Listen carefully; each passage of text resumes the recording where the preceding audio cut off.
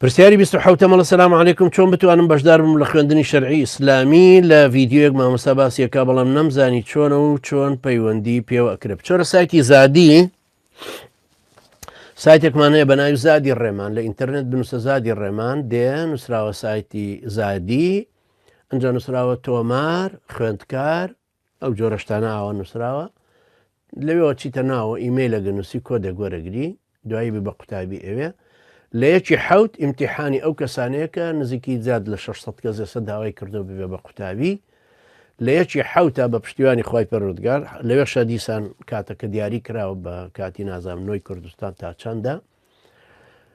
نۆی هەولێرەوە بە سماوانی کەشەر کوردستانن بەزێمە ڕاهاتوین داوای لە بردننی شەکەین لەوانەی کرمانجی باشوور باکوور و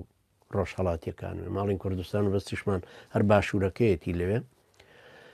حەق ڕاستیشی کەین بە جۆرەی هەولێر ئینشاءالله ئیمتیحانەکە ئەکرێت لە یەکی حەوت هەموو بە یەکەوە ئیمتیحانە دەن و جەنابیش دەتوانێت لێ خۆت تۆمارکەی